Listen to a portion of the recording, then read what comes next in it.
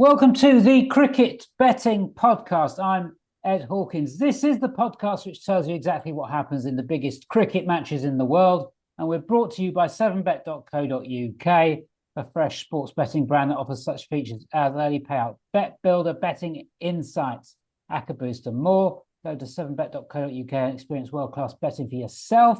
And this is the ultimate betting guide to the second Ashes Test. Our ultimate guide to the first Ashes Test produced an avalanche of winners. Plus, we had loads of winners on our in-play service, the VIP channel, which you can sub up to.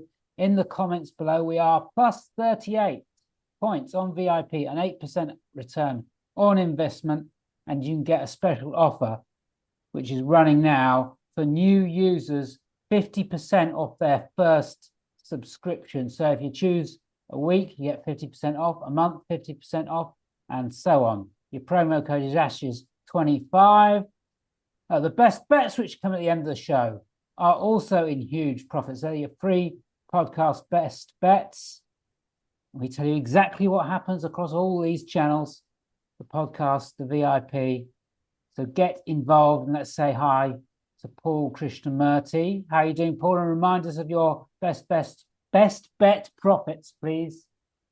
Hi, Ed. Yeah, all good. The best bets are 36.7 points in profit. Yeah, that is how it's done. Paul was over there on the VIP as well, getting ready to go through the night. Ginseng is the choice of stimulant, let's put it that way. Richard Mann of sportinglife.com. Also in the good on best bets. How you doing, Richard? Winners last week.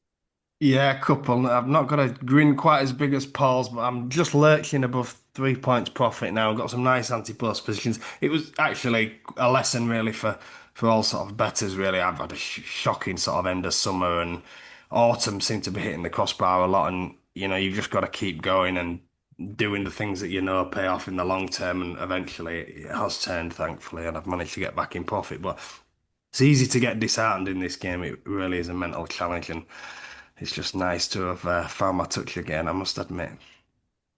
Yeah, you've got to keep going. There's another month left of 2025. Still plenty of time to turn things around. And absolutely loads of cricket. But we are focusing on that ultimate guide to the second Ashes Test. As I said, the best bets for this second test will come at the end of the show. It's a day-night test from the Gabba, Brisbane, Thursday start. 0400 live on TNT. We've got the team news, detailed pitch report. We're really having a big deep dive on the in-play strategies for this one because we've got some angles, we think. We'll talk trades, we'll talk player win rates, first and second innings. But before we get into the odds, are we a must-win situation now for England? Surely they can't afford to go 2-0 down. We discussed series odds in our previous show. Paul, must win for England in the context of the series? Definitely. I mean, if they lose it, I reckon maybe 3% chance left, and you wouldn't back it. All right, Richard. What do you reckon?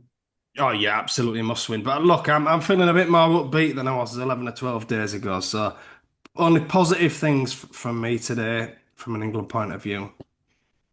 All right, let's look at the match odds then and work out how this second test is going to go. We've got 4-7 Australia, AK bets, 21-10 England, 888 and AK bets, and the draw at 16s was spread it. So I'm pretty sure you can write off the draw, and we'll talk about that in a bit.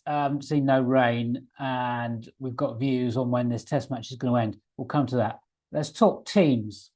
I'll give you Australia's possible 11. This is what I think they are going to do, and we'll see if we can get some agreement with Richard.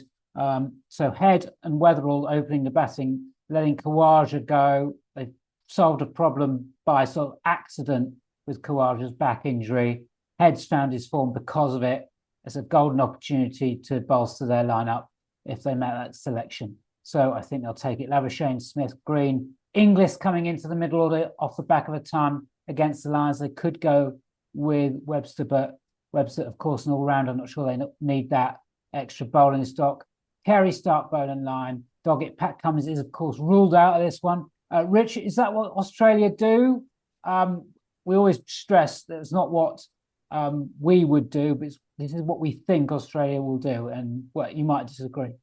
No, with the batting, I agree with you in respect that this is what I would do. I think they need someone up top who can throw some punches back at England, but I actually think they might stick with Khawaja, which from a betting point of view might be great because, and I'll talk about it later. I'm keen to get at Khawaja and short his runs. I would go with the way you've gone. With a bowling, I would leave Doggett out though, and I play Michael Nisa here. I know I bigged him up last week and he didn't play, but his two test matches today have both been day-nighters. He's a really good bowler in these types of conditions.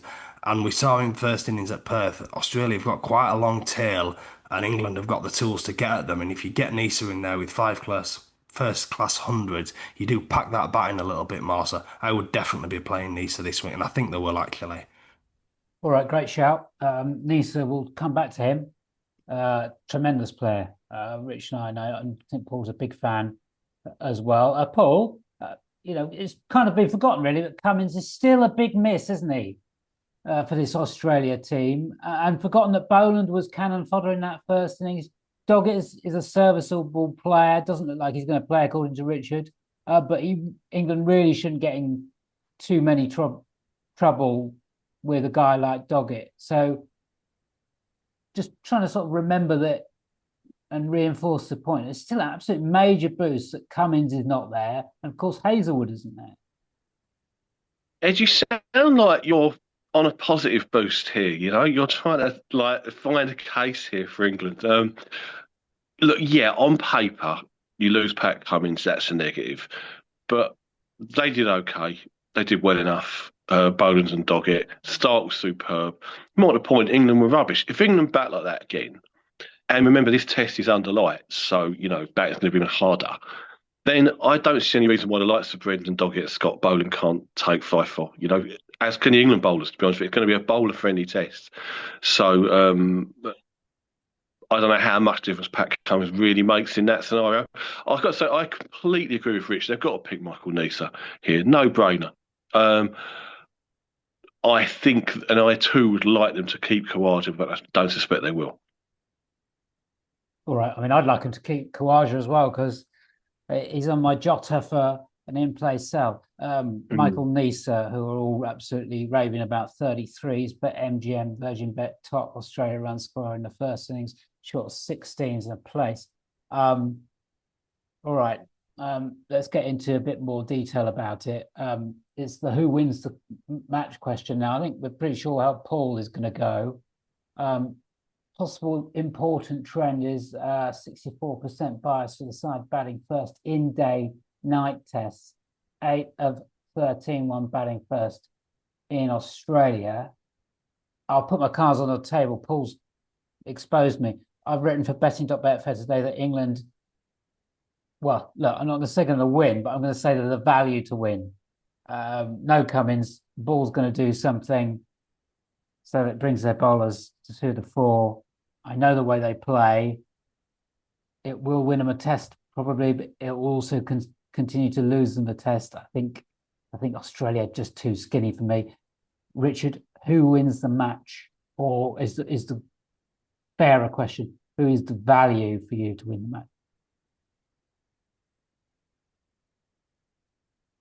Muted again.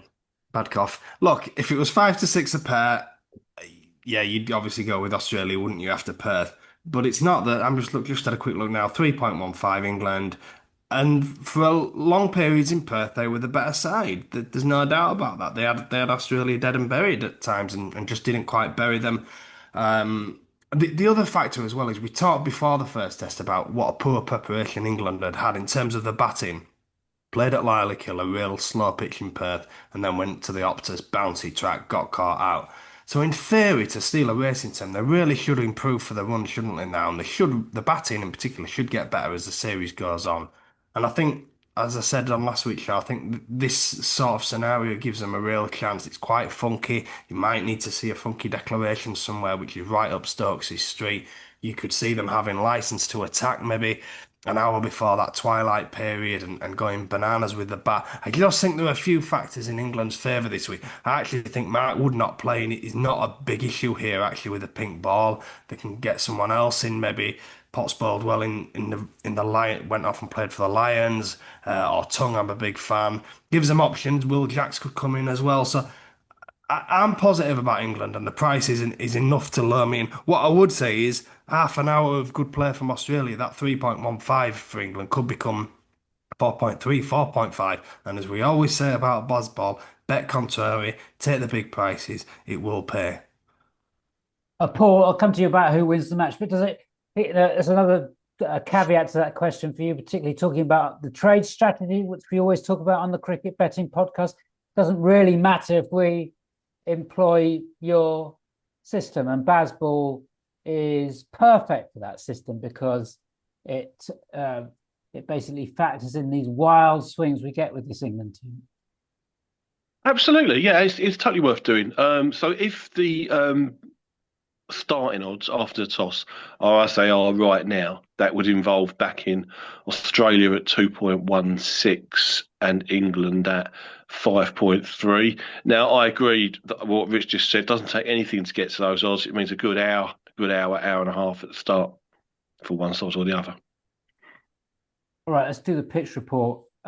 Let's caveat or asterisk some of these stats. Average first innings score in the last 10 at Brisbane is 327. Of course, they're not all day-nights. West Indies 311 in the day-night, batting first, 2024.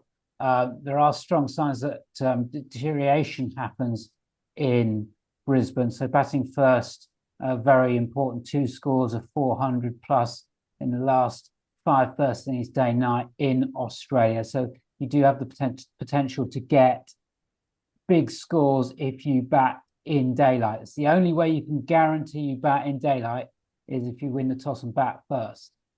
Talking a bit more about deterioration in day-night, your batting averages per innings, first innings 34.5, second innings 23.3, 17.6 in the third, and then 15.9 in the fourth. Rich, what are you expecting from the surface? Pace and bounce, but probably not as much as Perth. Yeah, exactly that, actually. And I think what we'll see now is things will just go down in terms of that as we go through the series. The pitches will get lower, they'll get slightly slower, probably less swing as well. That's not to say it's going to be like England in terms of slow pitches, but generally they've scaled the top of the mountain in terms of pace and bounce. This will be slightly easier. It's still bouncy, but not to the same degree as Perth.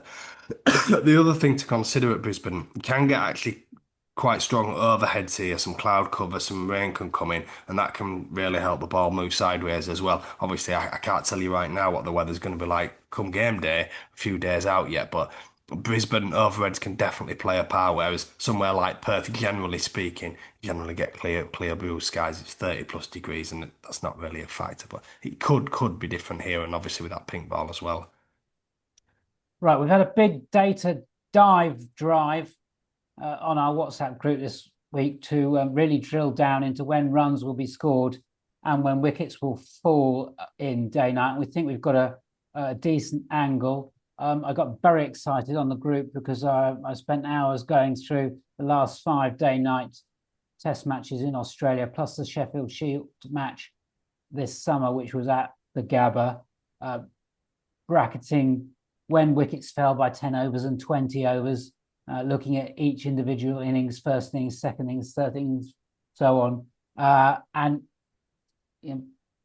in short, the raw data didn't really show up anything that I was excited about. So a little bit of an anticlimax. However, I think if you really do drill down into it, you can see some patterns which are going to be useful. In terms of when wickets will fall in the first innings, I think that's probably where our best angle is going to be.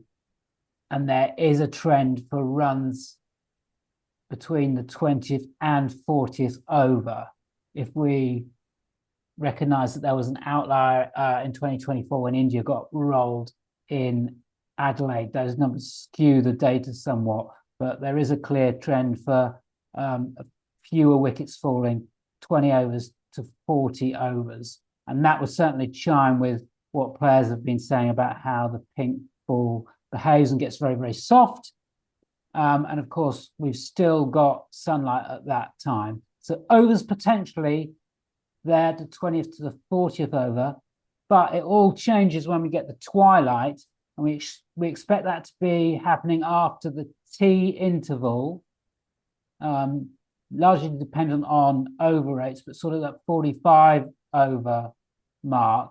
This is when it does get tricky, and the pink ball isn't moving prodigiously. It's not seaming off the surface. It's just much trickier for the batters to pick up what the ball is doing in terms of the seam movement, whether it's scrambled, whether it's an in-swinger, whether it's an out-swinger, because of the black seam on the pink ball. Stuart Broad's spoken about that. So, and this beautifully chimes with the stats. So in Australia, wicket falls every 45.1 balls during the third and final session of a day's play, in comparison to 52.8 balls across the first and second sessions. Loads of numbers, Paul. Put it into a bet or a strategy. There's something there, isn't there? Well, it certainly is a situation where you have to time your unders better, and it's clearly easier to score at the start than it is later on because of that.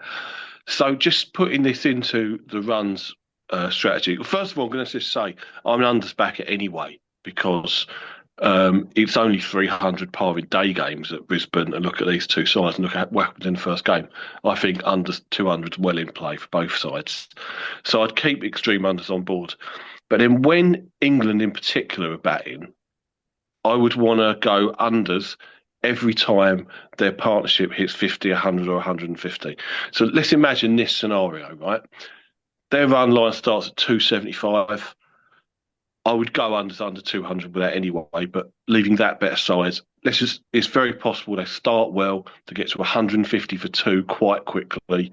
The run line goes up to 375. Pink ball comes on at 200 for three. This is when you go unders.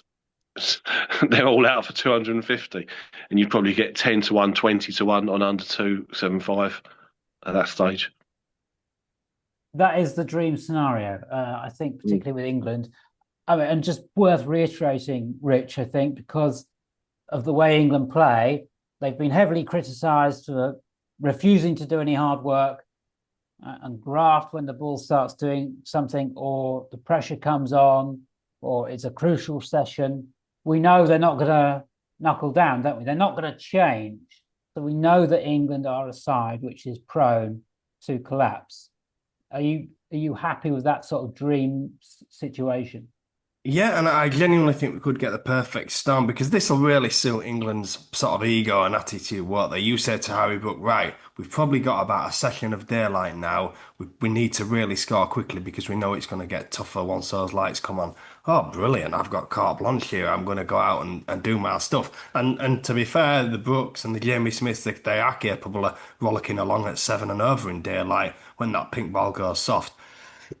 But time and time again, and it's not just about the pink ball and under lights either. When conditions get tougher for batting, white ball, red ball, pink ball, any ball, and we've seen that actually in the one-day stuff in New Zealand recently, that's when England come up short. You only have to look back to that Oval Test match. Forget how they lost the game. That first innings, Crawley, Duckett absolutely flying along, weren't they? Racing away in that first innings. Lunch break came, and conditions were tricky. They'd just been aggressive. Lunch break, all changed, came out. There was no lights that day. It was just poor batting in testing conditions, and we could get the perfect storm again this week. Like Paul says, big partnership, and the scoreboard as well in the daytime could be really rollicking along, and that could make the market think, "Oh God, this is a lot easier than we expected." And then, bam, lights come on, and it all changes. Yeah, and also throw this into the mix, talking about England's arrogance, or the way they play, or they like to shock people. They could well go very, very hard and try to shove Australia in, couldn't they? For an hour and a half at the end of the day. 100%, 100%. I actually think that might be on their mind. And I don't want to play too much sort of psychologist here, but wouldn't Stoke love it? Oh, look at us, we've absolutely blitzed along today, and we're still the team I can afford to declare here. Look, I don't want to be too critical, but they would love to be in that sort of position. So don't rule that out. And that actually is another thing to consider as well if you're backing overs. You don't want to be getting caught short on a surprise declaration from Stokes because, well, we've been there in the past, haven't we? Oh, they're surely going to get 400. And then I think it was Edgbaston, wasn't in the last Ashes, the first test he declared just before the close of play. Not many people were expecting that. Another great reason to why you short England runs. Paul, any other strategies or markets, players that you combine with conditions?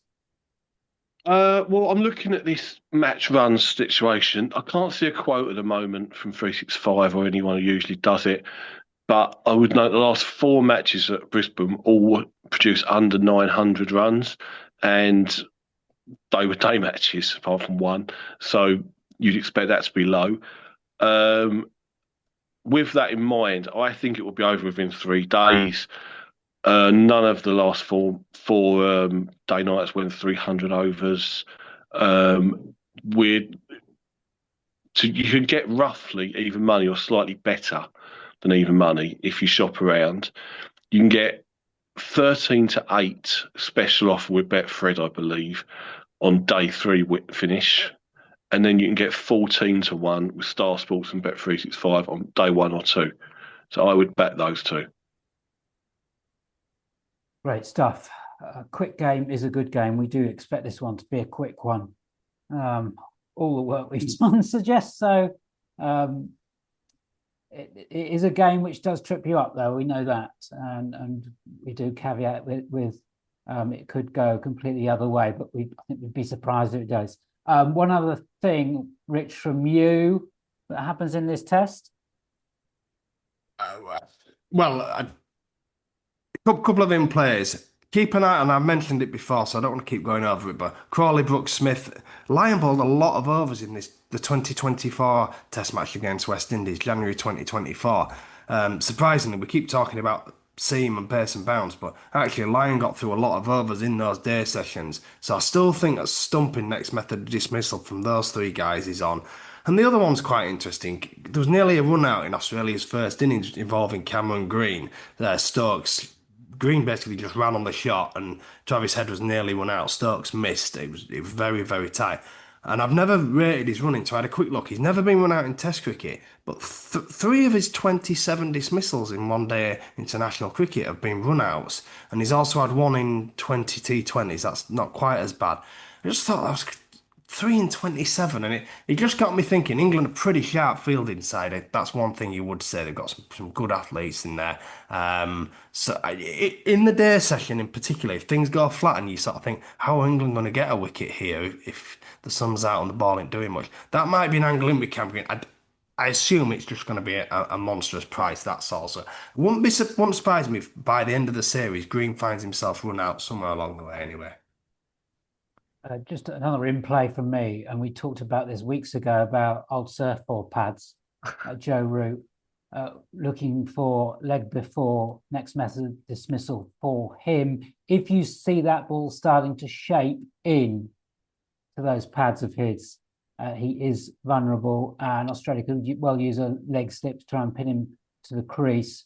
And the caveat with all of these in plays is, bet with your eyes first and then the stats. If you see the ball misbehaving and batters beginning to struggle in the twilight zone, as we've been talking about, then happily go and play the markets. But make sure you're seeing it to believe it first. Just time to tell you, 0% margin feature at 7bet Sportsbook. The 0% margin feature at 7bet is designed to offer betting odds that do not include the typical margin added by the bookmaker. Check out more of their features at 7bet.co.uk/features. Let's look at players to follow or to swerve. We'll got some win rates for you. Top Australia first innings bat.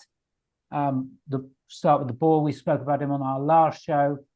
We pointed out Mitchell Starc, even money record in pink ball. Top Australia first innings bat, said he was valued at 15 to 8, now 7 to 4, 365, bet MGM Virgin Bet. Still value, despite the cut. 31-10 unit bet. Go Steve Smith, top Australia first innings run scorer.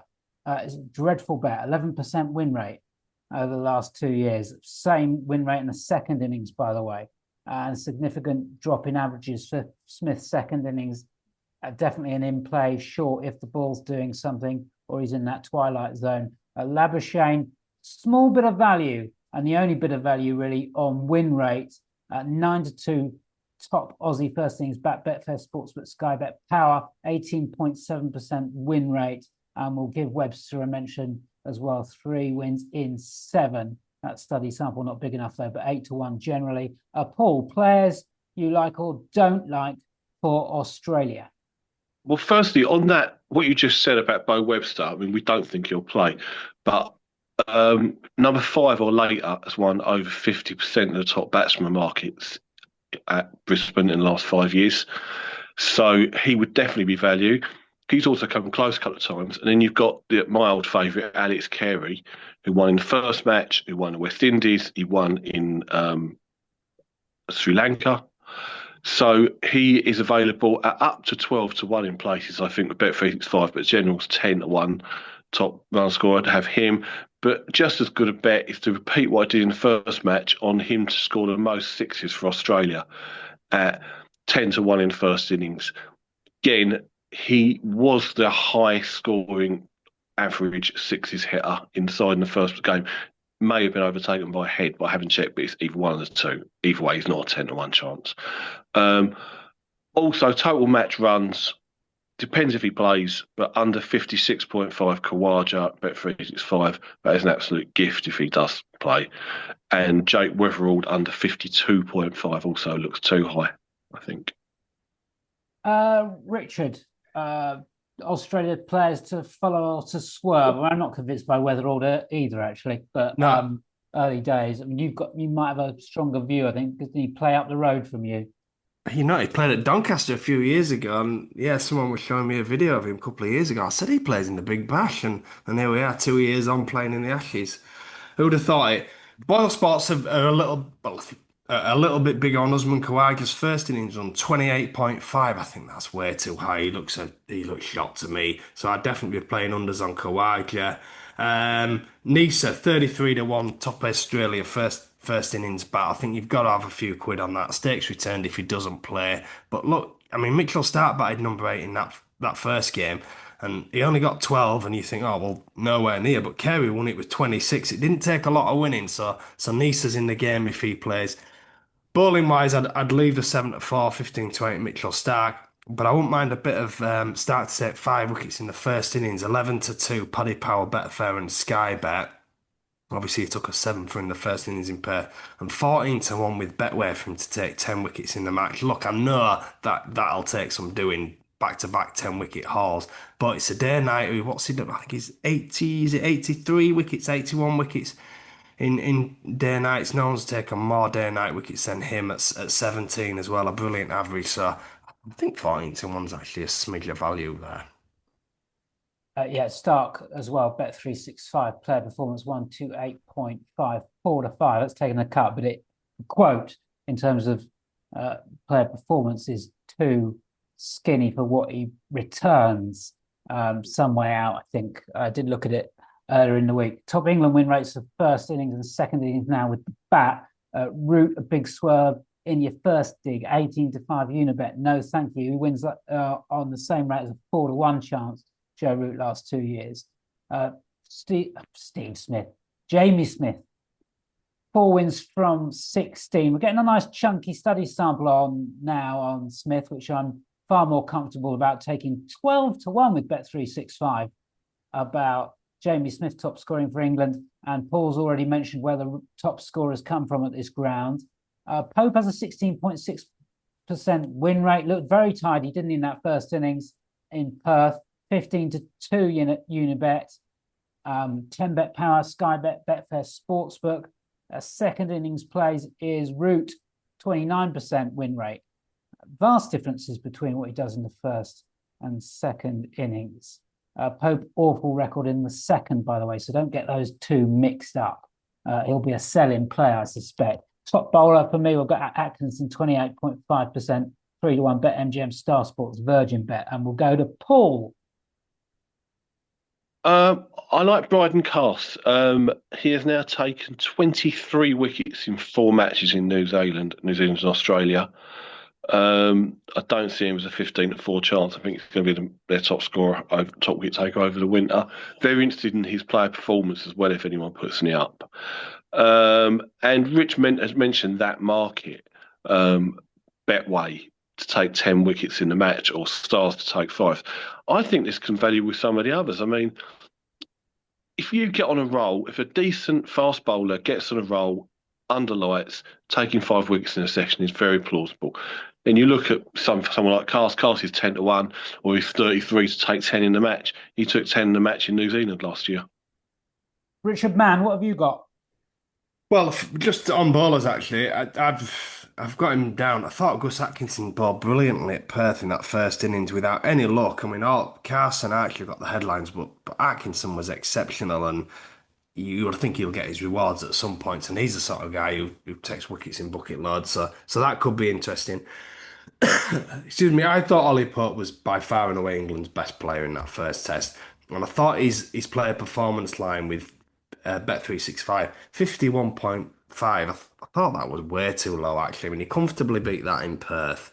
And he just looked to me, he just looks like he's tightened up his technique. He looked a lot more solid. And the other thing with him as well is he feels at short leg. And with England, battering around bowling short and stuff, he's liable to get a catch or two. He's absolutely brilliant in there anyway. So I thought 51.5 was way too low. Jake Weatherall's line's higher. I just can't understand that for the life of me. So I'd go with him. Cast, first innings sixes for England, 18-1 Bet365. That's must bet. I put it up last time, and sure enough, he copped in the second innings. Well, it was a tie with Atkinson. But I think he's now 14 sixes, in 15 Test match innings. That's a really good hit rate when you consider Harry Brook's only got 48 sixes in 52 innings. So if he's mixing it with someone like Harry Brook in terms of strike rate, I'm not sure he's an 18-1 chance. And look, I know he's not going to make a big score like Brook, but he's going to come in down the order. He's obviously just going to swing for the hip. I don't particularly like that attitude when he's batting with a recognised batsman, but that's the way he's going to play. Big, strong boy, can clear the ropes. And obviously, if Lyon comes on at the end to give the seamers a breather, he could wallop a couple straight, quite short straight boundaries here at Brisbane. Big square, if I remember rightly. So, yeah, he's in the game at 18-1. One or two might actually win this if England score poorly in the first innings. Thank you, Richard. Don't forget to check out crickstats.ai. You can get a promo code with POD25 to get a discount to get all your brilliant betting stats on cricket using that site and their tools. It really is absolutely first class, and we're using it all the time, particularly for our VIP channel bets, which are up 38 points and a returning of ROI 8%. You can get an offer to join that VIP subscription channel, 50% off the first cycle, but weekly or monthly. And the promo code for that one is Ashes25. Best bets coming up any second now, but a seven bet special offer for you. Bet £10, get a £10 free bet. Another promo code, WFB10. First deposit, minimum £10 stake, £10 free bet, minimum odds, even money, maximum winnings £100, 5-day expiry, bonus T's and C's apply. Here we go, it's best bets time. This is exactly what happens in the second Ashes test. These are your best bets. Both Paul and Rich have 5 units to spend, and we'll go to Paul Krishnamurty first. Okay, first of all, I have 1 point on no ton in the match at 3-1. So Bet365. I'll add half a unit Alex Carey, top first innings Australia run scorer, 10-1, and 10-1 on him scoring the most sixes for Australia for half a unit. And then I will have a combination bet here, 2.5 points on a day 3 finish. This is 13-8 at best with Betfred. I've seen some 6-5 out there. I will update in the group exactly what the price is off that. And half a point on a day 2 finish, day 1 or 2 finish, X with Star Sports or 365. Richard. Bit more simple for me. Yeah, so 1.5 points, Usman Khawaja, under 28.5. First innings runs 5 to 6 with Boyle Sports. That's 28.5. Try and get that higher line. 1.5 points, Ollie Pope, over 51.5 player performance points at 5 to 6, Bet365. 1 point, Mitchell Stark, 5 wickets in the first innings at 11 to 2. Paddy Power, Betfair and Sky Bet. And then 0.5 point, Mitchell Stark, 10 wickets in the match at 14 to 1. Betway, and then 0.5 point, Michael Neser, top Australia first innings batsman at 33 to 1. BetMGM and Virgin Bet. Can I just jump in here? Yes, Paul. Right, and say, because some of these prices aren't out, we'll just update these in the channels. Yep. Fine. Yeah. Another incentive to get subbed up to these channels. VIP channel is there for you. The free tips channel is there for you as well in the comments section below. So don't miss out on that. And don't forget the Cricket Betting Podcast with Paul, myself and Richard. At various times we are live in play on that VIP channel, finding you the best value on this second Ashes test straight to your phone on the Telegram channel. So get involved. Don't miss out on the profits, 8% ROI. This has been the Cricket Betting Podcast for 7Bet. We will see you the other side of that second Ashes test at the Gabba. Good luck.